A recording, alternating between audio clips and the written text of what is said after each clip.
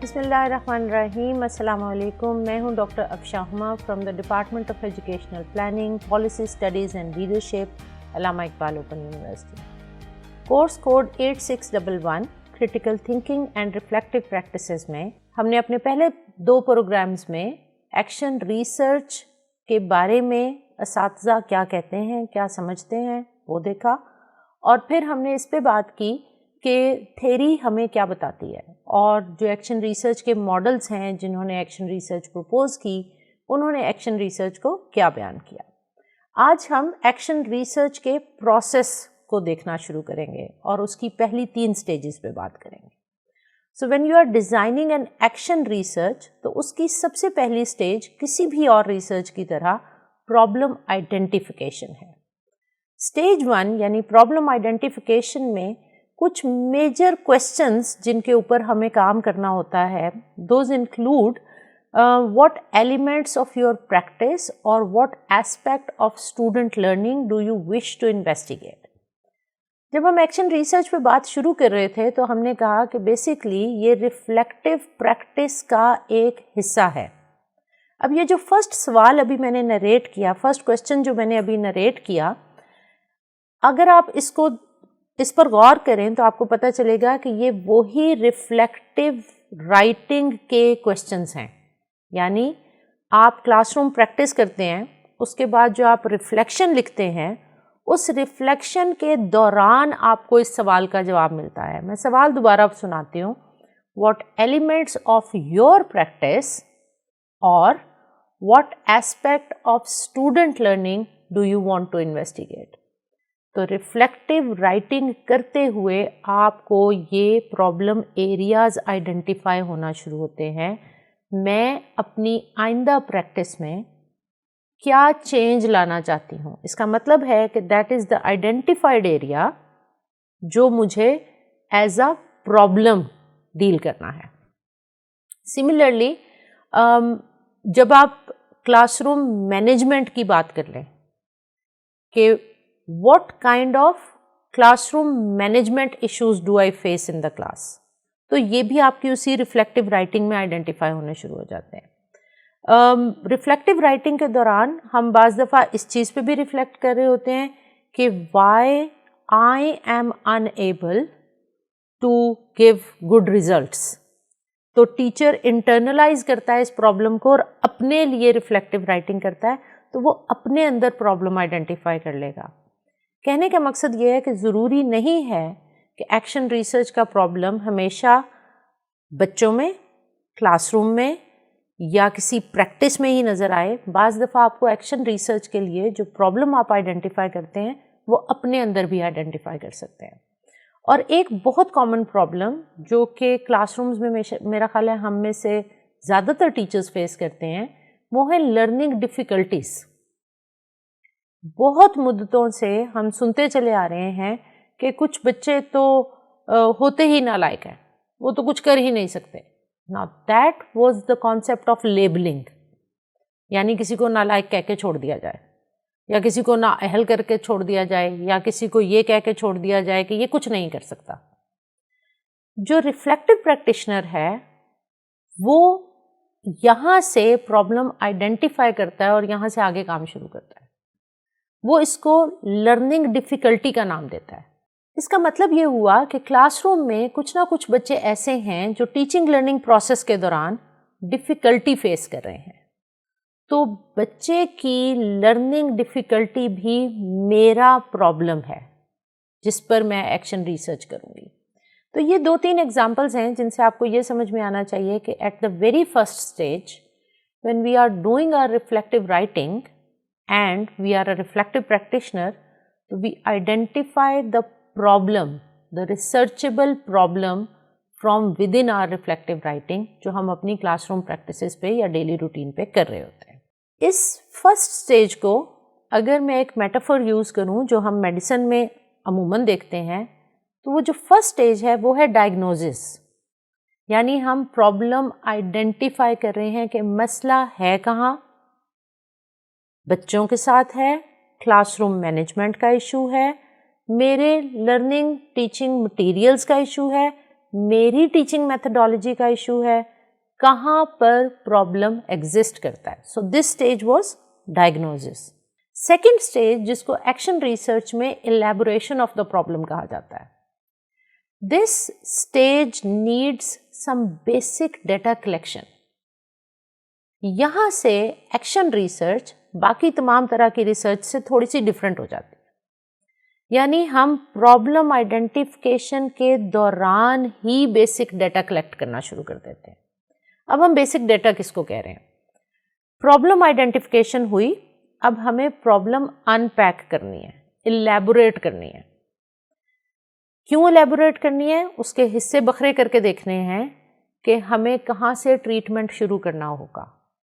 So what we can do is, if it is a problem for instance in classroom, تو میں یہ کر سکتی ہوں کہ میرے ریفلیکٹیو جرنل میں جو پرابلم آئیڈینٹیفائی ہوا, میں اس کے لیے ایک چھوٹی سی آبزرویشن چیک لسٹ بنا لیتی ہوں.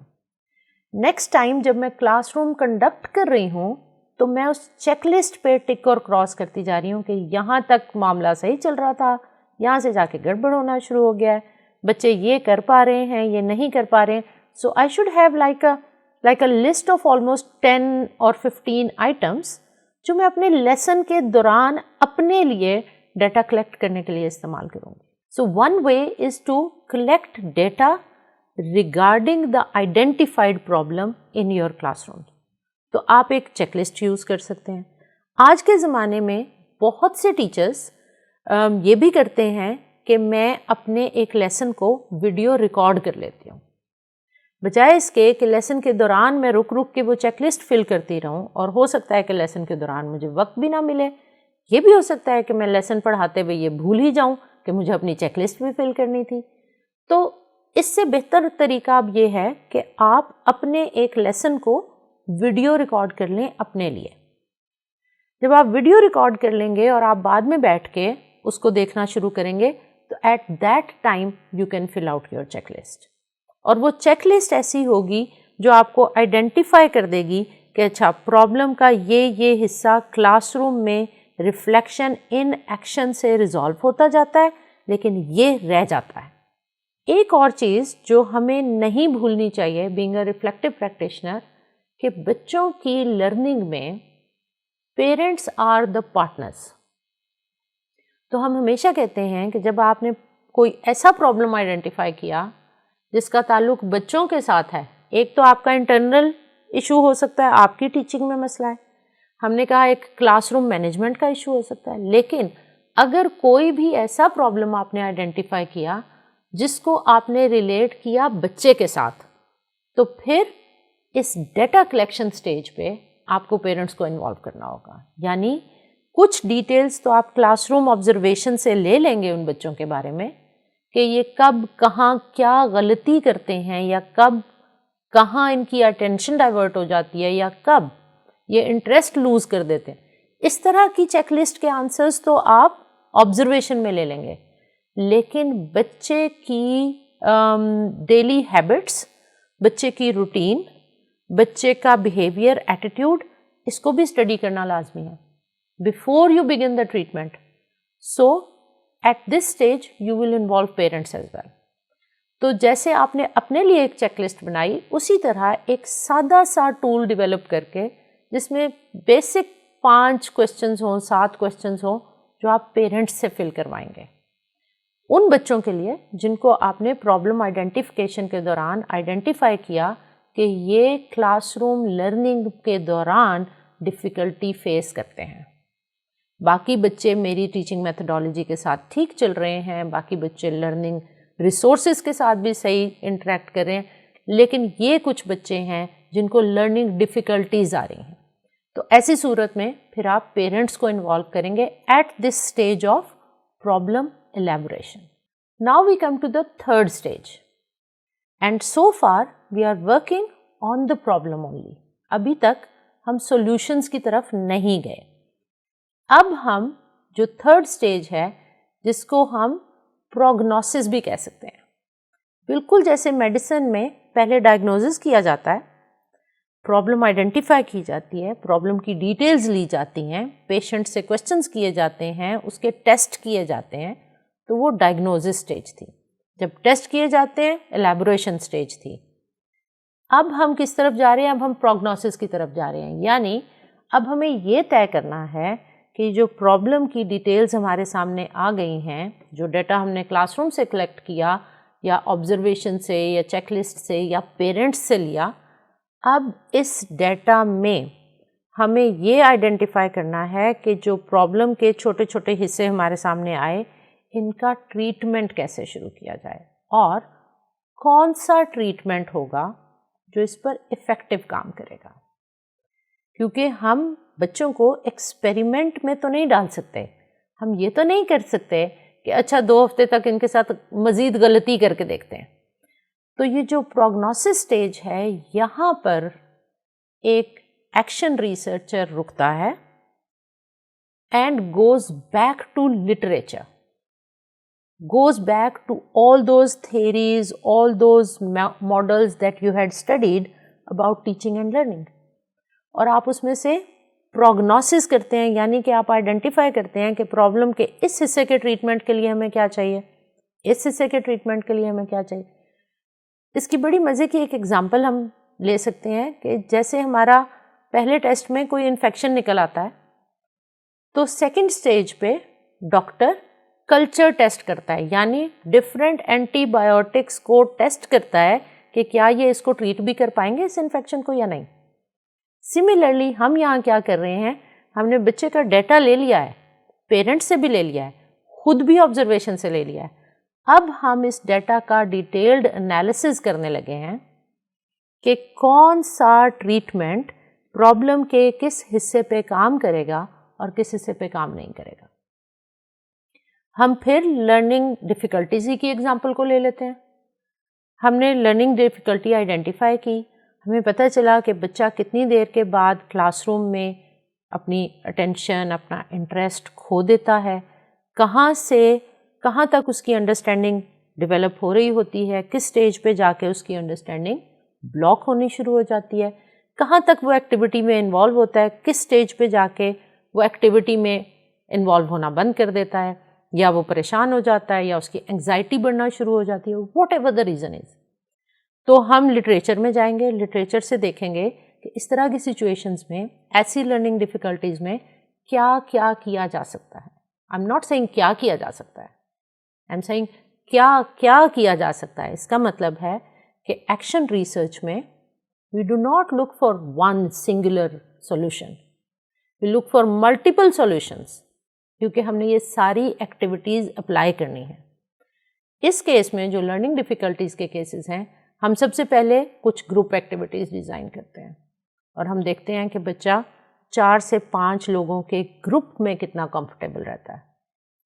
ہم پیئرڈ ایکٹیویٹیز ڈیزائن کرتے ہیں. جہاں بچے کو ڈیفیکلٹی آنی شروع ہوئی، we already have one volunteer student جس کو ہم نے پہلے سے اپنے ساتھ پارٹنر کر رکھا ہوتا ہے کہ اس سٹیج پہ تم اس اسٹوڈنٹ کو لے کے باقی گروپ سے الگ ہو جاؤ.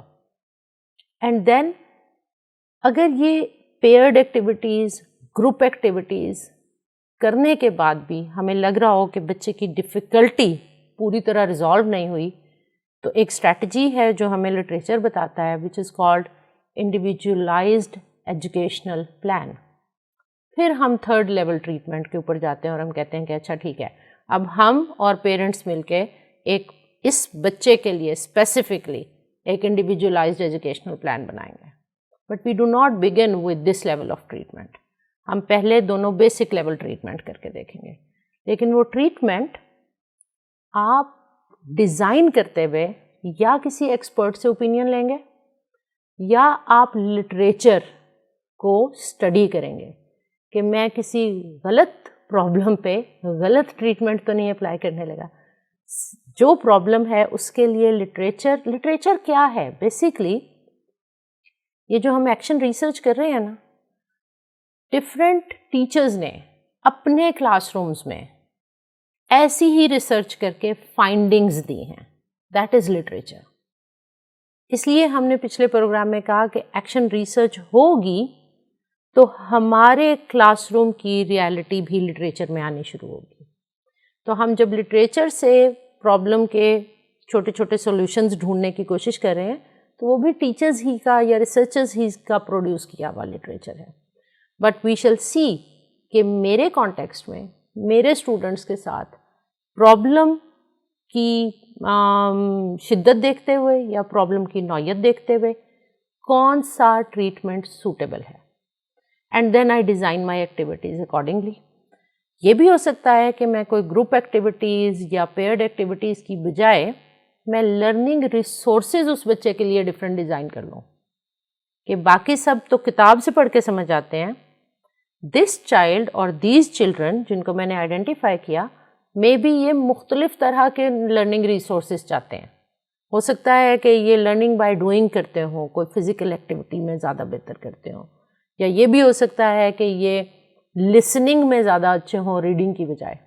تو ایسے سولوشنز بھی نکالے جا سکتے ہیں ڈپینڈنگ اپون کہ جب ہم نے پرابلم ایلیبوریشن کیا، جب ہم نے ڈیٹا کلیکٹ کیا تو ہمارے پاس ڈیٹیلز کیا آئیں.